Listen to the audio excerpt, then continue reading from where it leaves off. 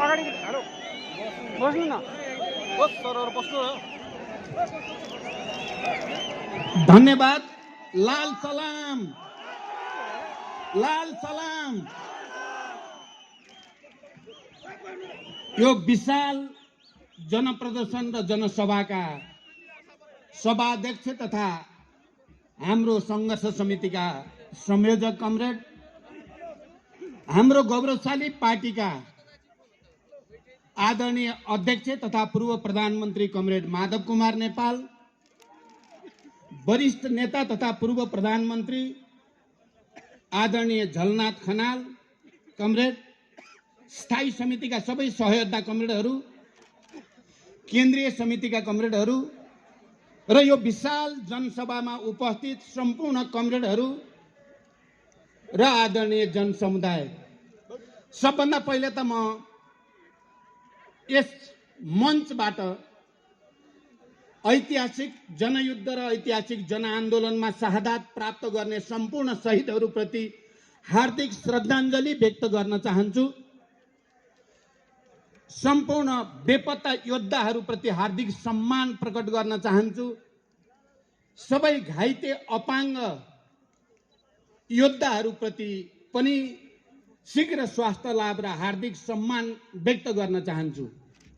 साथसाथै म सम्पूर्ण शहीदहरूका आदरणीय परिवारजनहरू, बेपत्ता योद्धाका सबै आदरणीय परिवारजनहरू र घाइते अपाङ्गका परिवारजनहरूप्रति पनि हार्दिक सम्मान प्रकट गर्न चाहन्छु।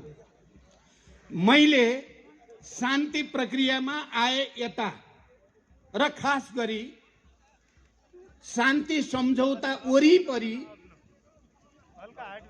अनि 62-63 को जनआन्दोलनमा यति विशाल जनसागर एकैचोटि काठमाडौँमा देखेको थिएँ।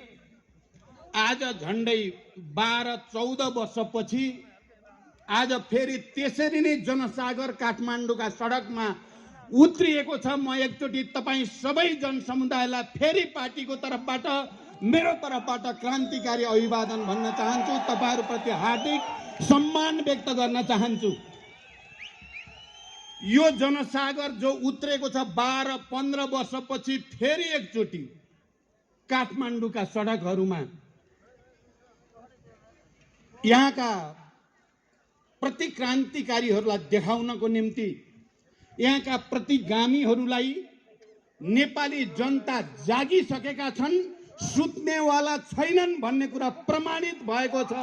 त्यसको लागि पनि म तपाईहरू सबैलाई हार्दिक धन्यवाद भन्न चाहन्छु। हामीले नेपालमा शान्ति सम्झौता मार्फत, संविधान सभा मार्फत, संघीय लोकतान्त्रिक गणतन्त्रको घोषणा मार्फत र अनि संघीय लोकतान्त्रिक गणतन्त्र अन्तर्गत 3 तहको निर्वाचन सम्पन्न गरेर नेपाली जनता विश्वकै नजरमा निकै सम्मानित भएको महसुस गरेका थियौं।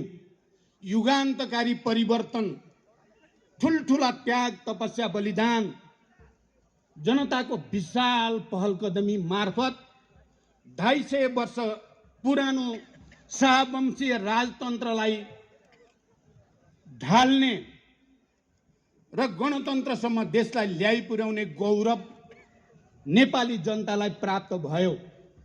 हामी पार्टी र नेताहरूले नेपाली जनताको त्यो ऐतिहासिक गौरवको नेतृत्व गर्ने अवसर हामीलाई प्राप्त भयो। हामी सबै सम्मानित भयौं, हामी सबै गौरवान्वित भयौं। विश्वले नेपाललाई नयाँ ढङ्गले चिन्यो। नेपाली जनता सबै खाले निरङ्कुशताका विरुद्ध, तानाशाहीका विरुद्ध, सबै खाले प्रतिगामी षड्यन्त्रका विरुद्ध एक ढिक्का भएर खडा हुन सक्छन्। उनले सामन्ती निरङ्कुशतावादीहरूको स्वर्गमा धावा बोल्न सक्छन्। तानाशाहहरूलाई घोडाबाट खसाएर त्यसका विरुद्ध फुटबल खेल्न सक्छन् भन्ने साबित भएको थियो। राजा महाराजाहरूका श्रीपेचहरूलाई झिकेर लात्ताले हान्न सक्छन् नेपाली जनताले भन्ने साबित भएको थियो। हामी सबै सम्मानित थियौँ, हामी सबै गौरवान्वित थियौँ। हामीले एउटा युगान्तकारी परिवर्तन ल्यायौँ र हामीले त्यो परिवर्तन विद्रोह गरिरहेको, युद्ध गरिरहेको शक्ति र आन्दोलन, जनआन्दोलन, शान्तिपूर्ण जनआन्दोलन गरिरहेको शक्तिहरूको बीचमा निरङ्कुशताका विरुद्ध, सामन्ती तत्त्वहरूका विरुद्ध, तानाशाहीका विरुद्ध, नेपालका श्रमजीवी जनतालाई अत्याचार गर्ने शासकहरूका विरुद्ध एउटा संयुक्त मोर्चा बनाएर हामीले आन्दोलित भएका थियौँ र काठमाडौँका सडकमा जनताको सागर उर्लेर त्यो ऐतिहासिक आवश्यकता पूरा गरेका थियौँ। तर आज हामीले के चाह्यौँ त? अब हामीले सोच्यौँ, अब हामीले देश निर्माण गर्ने बेला आयो।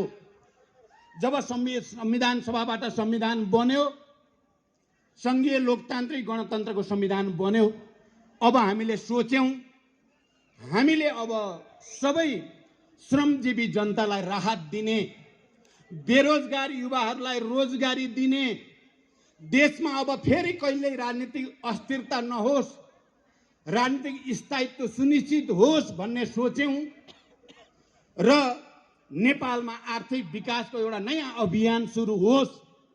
नेपालमा अब सुशासनको, भ्रष्टाचार नियन्त्रणको, सबै जनताले समान रूपले न्याय पाउने अवस्था सृजना होस् भन्ने हामीले सोच्यौँ।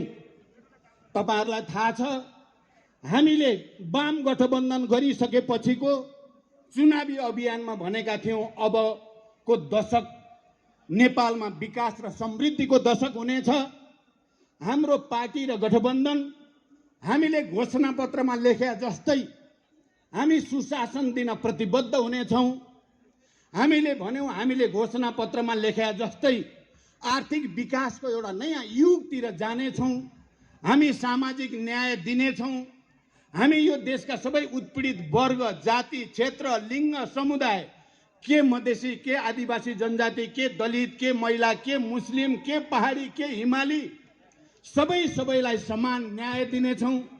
राष्ट्रिय एकताको नयाँ उदाहरण हामी प्रस्तुत गर्नेछौँ र समृद्ध नेपाल निर्माण, जसरी हामीले संविधानमा लेखेका थियौँ अबको राज्य समाजवाद उन्मुख राज्य हुनेछ भनेर हामीले भनेका थियौँ, त्यसै अनुसार समाजवादको आधार तयार पार्ने, राष्ट्रिय पुँजीको विकास गर्ने, निजी सहकारी र सार्वजनिक क्षेत्रको सहकार्यबाट एउटा सुन्दर समृद्ध नेपाल निर्माण गर्ने नयाँ युगको हामीले परिकल्पना गरेका थियौँ। आदरणीय जनसमुदाय र पार्टीका कमरेडहरू, आज म तपाईहरुको अगाडि उभिएर यो मञ्चबाट बोल्दै गर्दा हामीले ती सपनाहरूलाई गएको 3 वर्षमा पूरा गर्न सकेनौं। मैले त सोचेको थिएँ पार्टी एकता भइसकेपछि, जनमत 2/3 जनमत हामीले प्राप्त गरिसकेपछि हामीले हाम्रो घोषणापत्रमा भने जस्तै सबै क्षेत्रमा न्यायको एउटा नयाँ युग सुरु हुनेछ, सुशासन र पारदर्शिताको एउटा नयाँ युग सुरु हुनेछ, सबै उत्पीडित वर्ग, जाति, क्षेत्र, लिङ्ग, समुदायले राहत पाउनेछन्। सबै अप्ठ्यारोमा हाम्रो कम्युनिस्ट पार्टीको नेतृत्वको सरकारले राज्यको तर्फबाट सबैलाई राहत दिनेछ भन्ने हामीले सोचेका थियौँ। तर म अहिले लामो व्याख्या गर्ने समय छैन, हामीले त्यसो गर्न सकेनौँ। हामीले केपी ओलीलाई प्रधानमन्त्री बनाएपछि र कम्युनिस्ट पार्टीले झन्डै 2/3 बहुमत ल्याएपछि हामीले घोषणापत्रमा भने जस्तै गर्न नखोजेको चाहिँ होइन। हामीले पार्टी एकता गर्दा भएका सहमति र समझदारी लागू गर्न नखोजेको होइन। सुरुदेखि नै हामीलाई आभास भएको थियो केपीजीले सहमति गर्ने, कार्यान्वयन एउटा पनि नगर्ने, सहमति जे पनि गरिदिने प्रधानमन्त्री पाउनको लागि, तर सत्ता प्राप्त गरेपछि एउटा पनि सहमति कार्यान्वयन नगर्ने लक्षण देखिएकै थियो। हामीले त्यसका विरुद्ध बहस सङ्घर्ष गरेका पनि थियौँ। तर म आज यो ऐतिहासिक मञ्चमा खडा भएर के भन्न चाहन्छु भने हामीले यो 3 वर्षमा केपीलाई तह लाउन सकेनौँ।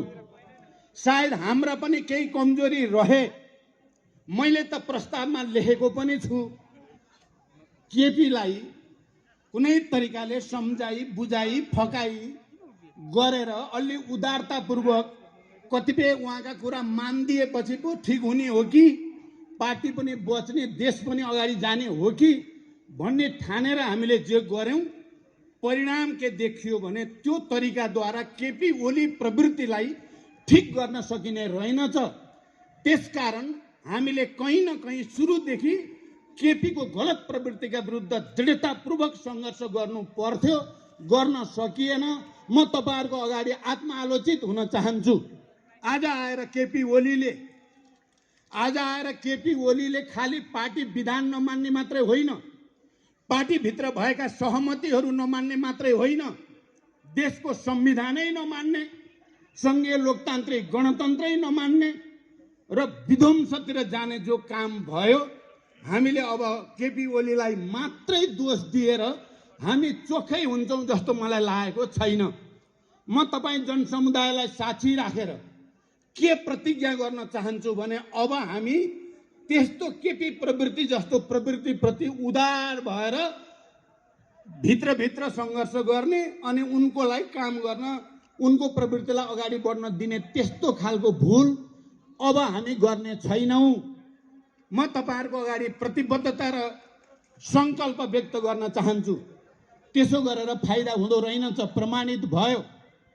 हामीले सुरुदेखि भएको सहमतिलाई दायाँ बायाँ हुन नदिएको भए सायद केपी बेलैमा नाङ्गिन्थे कि बेलैमा केपीलाई एक्सपोज गर्न सकिन्थ्यो कि आज फर्केर हेर्दा मलाई त्यो लाग्छ। तर हाम्रो कमजोरीलाई, हाम्रो उदारतालाई कमजोरी ठानेर केपीले जुन दुस्साहस अहिले गरेका छन्, हामी अन्ततः तपाईहरुको अगाडि आउन बाध्य भयौं। मैले र माधवजीले या झलनाथ खनालजीले र नारायण काजी श्रेष्ठले या सचिवालय र स्थायी समितिमा सङ्घर्ष नगरेको चाहिँ होइन, तर हाम्रो सङ्घर्षले मात्रै केपीको निरङ्कुशतावादी सोच, अहंकार या केपीको विधान नमान्ने, पार्टी नमान्ने, पार्टी निर्णय नमान्ने, हिजो राजनीतिक प्रतिवेदन र विधानमा भनिएका कुरा नमान्ने कुरालाई सच्याउन सकिएन। हामीले सच्याउन सकिएन। हाम्रा पनि समीक्षा गर्नुपर्ने भयो।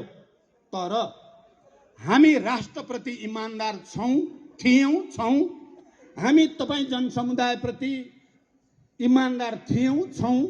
हामी तपाईहरुकै छोराछोरीको हैसियतले हामी गलत सम्झौता गर्नुभन्दा प्रतिगमनका विरुद्ध, प्रतिक्रान्तिका विरुद्ध जनसमुदायमा जानु, किनकि यो परिवर्तन जनताले ल्याएको हो। संघीय लोकतान्त्रिक गणतन्त्र जनताको बलले आएको, हामी जनतामै जान पर्छ भएर आज हामी फेरि तपाईहरुलाई गुहार भन्न आएका छौं। तपाईहरुको यो अपार जनसागरले के साबित गर्यो भने नेपाली जनताको सैद्धान्तिक राजनीतिक जागरण, नेपाली जनताको चेतना, नेपाली जनताको प्रतिक्रान्ति विरोधी विद्रोही भावना घटेको छैन। जुनसुकै किसिमको प्रतिगमनलाई परास्त गर्नको लागि नेपाली जनता अहिले पनि उत्तिकै दृढ छ जति 62-63 को जनआन्दोलनमा थियो भन्ने देखिएको छ। यस अर्थमा म तपाईहरुलाई फेरि सलाम भन्न चाहन्छु। आदरणीय जनसमुदाय, अहिले के हाम्रो प्रधानमन्त्रीले गरेको संसद विघटन अलि गहिरो कुरा छ। मलाई यो व्याख्या गर्ने समय छैन।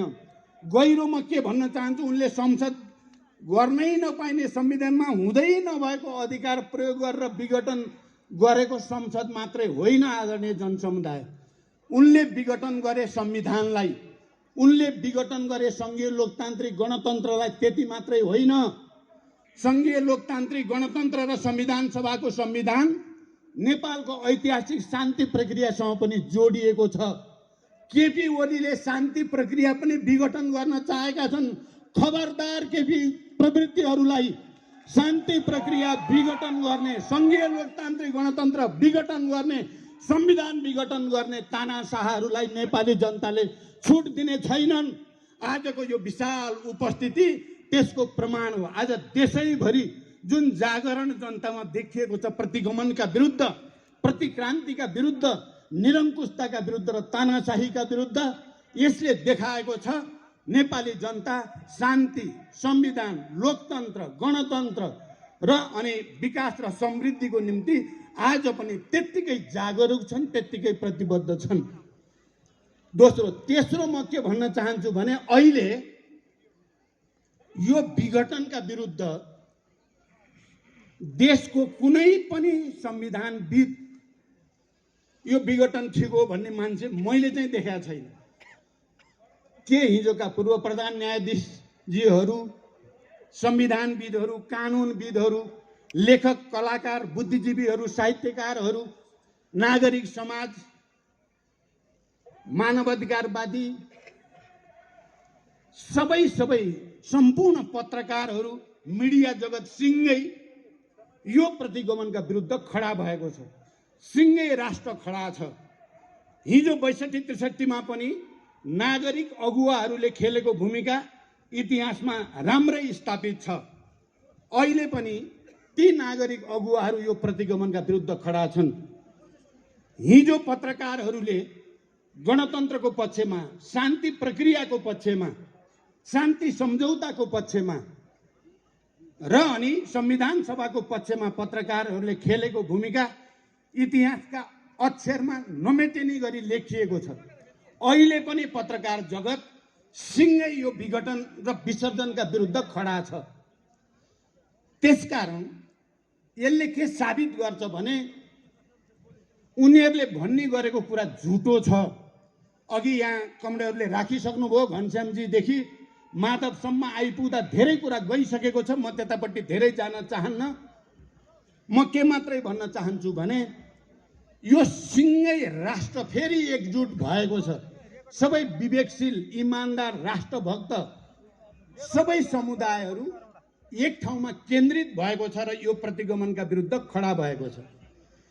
यो कुरा आइ नै सकेको छ। म त्यसलाई धेरै भन्न चाहन्न कि केपीजी र केपी नजिकका मान्छेहरूले हामीले सेटिङ मिलाइसकेका छौँ भनेका छन्। धेरै नै उनीहरूको सेटिङलाई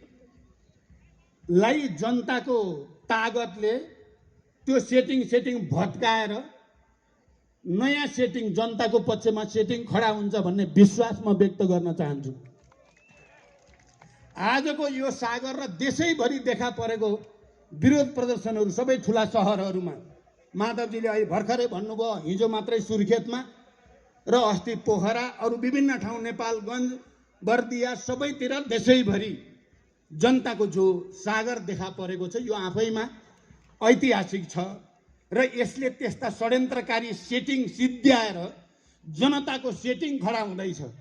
जनताको सेटिङलाई कसैले नै भत्काउन सक्दैन। तर म के भन्न चाहन्छु भने हामीले भनेका छौँ, हामी निर्वाचन आयोगमा नि पटक पटक गएका छौँ, भनेका छौँ हाम्रो भरोसा छ। हामीले अदालतप्रति भरोसा गरेका छौँ। यो सङ्घीय लोकतान्त्रिक गणतन्त्र पछिको, संविधान सभाबाट बनेको संविधान पछिको अदालत हो, निर्वाचन आयोग हो, संवैधानिक आयोग हो। केपीको सनकको भरमा उनको निरङ्कुशतालाई कसैले पनि साथ दिन्छ भनेर हामीले भरोसा गर्दैनौँ। तर आज काठमाडौँका सडकमा उर्लिएको जनसागर हाम्रो अदालतले पनि राम्रै देखेको छ, देख्छ। हाम्रो निर्वाचन आयोगले राम्रै देखेको छ, देख्छ। किनभने कुनै पनि ऐतिहासिक फैसलामा जनताको मानसिकता के छ, मनोविज्ञान के छ, जनताको भावना के छ भन्ने कुरा पनि एउटा महत्त्वपूर्ण फ्याक्टर हुने गरेको छ। त्यसकारण यो फ्याक्टरले जनताको जित सुनिश्चित गरेको छ भनेर म भन्न चाहन्छु। अझै पनि अदालतका पूर्व प्रधान न्यायाधीशहरू, वकिलहरूले यो प्रतिगमन नै हो, संविधानमा हुँदै नभएको कुरा गरियो भन्दा तिनीहरूलाई गाली गर्ने, प्रधान न्यायाधीशहरूले वक्तव्य दिँदा तिनलाई गाली गर्ने, पत्रकारहरूले सत्यको पक्षमा लेख्दा तिनलाई गाली गर्ने, तिनलाई दबाब धम्की दिने। अहिले यो प्रदर्शनको सन्दर्भमा कर्मचारीहरू, पेसाकर्मीहरू सहभागी हुनेहरूलाई रिकर्ड राख्ने अरे केपी ओलीका साइबर स्यालहरूले, घनश्यामजीको शब्द, साइबर स्यालले रिकर्ड राख्ने रे अनि कारबाही गर्ने भनेर धम्की दिएको मैले सुने। कर्मचारीहरू यहाँ खबरदार, कोही गयो भने को गयो जुलुसमा त्यसको रेकर्ड राख्ने अरे। अरू विभिन्न क्षेत्रमा काम गर्ने कर्मचारीहरू, पेसाकर्मीहरू, विभिन्न व्यवसायीहरूको नि रेकर्ड राख्ने अरे। म यो मञ्चबाट केपी र केपीजीको निरङ्कुश गुटलाई चुनौती दिन चाहन्छु। गरेर देखाऊ, एउटालाई छोएर देखाऊ, एउटालाई छोएर देखाऊ। र म सबै कर्मचारी साथीहरू, तपाईहरुले हिजो गणतन्त्रको आन्दोलनमा जसरी सडकमा निक्लेर पार्टीहरू नागरिक समाजलाई साथ दिनुभयो र तपाईँ गौरवान्वित हुनुभयो। नडराउनुहोस्, तपाईहरुलाई छिसिक्क रौँ मात्रै हल्यो भने पनि त्यसको संरक्षण हामी गर्नेछौँ।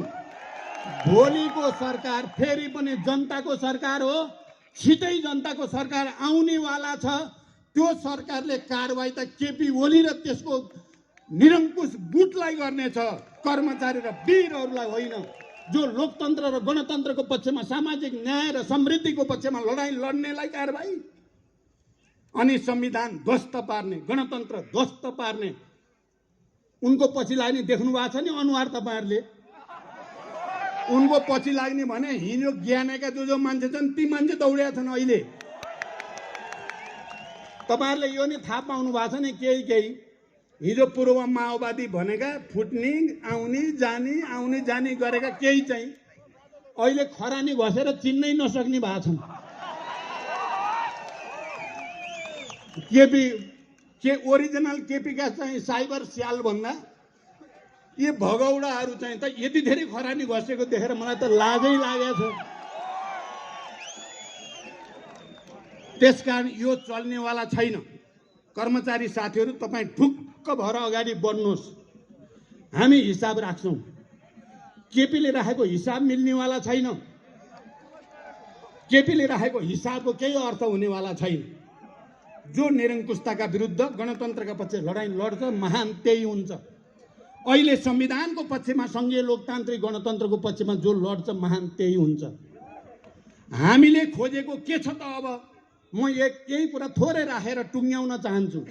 हामीले पार्टी त्यस्तो बनाउन चाहेका छौँ जो सिद्धान्तमा आधारित होस्, मार्क्सवाद लेनिनवादमा साँचो अर्थमा आधारित पार्टी, त्यसको निर्देशनमा चल्ने पार्टी बनाउन चाहन्छौँ। हामी समाजवाद प्रति इमानदार, सामाजिक न्याय प्रति इमानदार पार्टी बनाउन चाहन्छौँ। हामी जनवादी केन्द्रीयतामा चल्ने पार्टी बनाउन चाहन्छौँ। हामी संगठनात्मक विधि पद्धतिमा चल्ने पार्टी बनाउन चाहन्छौँ। हामी नेपाली जनतालाई खुसी दिन, नेपाली जनता अझ श्रमजीवी जनतालाई राहत दिने सक्ने र त्यसको नेतृत्व गर्ने पार्टी बनाउन चाहन्छौँ। हामी सामाजिक न्याय सहित निजी सहकारीसँग राम्रो सहकार्य गरेर, सार्वजनिक क्षेत्रसँग सहकार्य गरेर समाजवादको नेपाली मोडेल बनाउन चाहन्छौँ।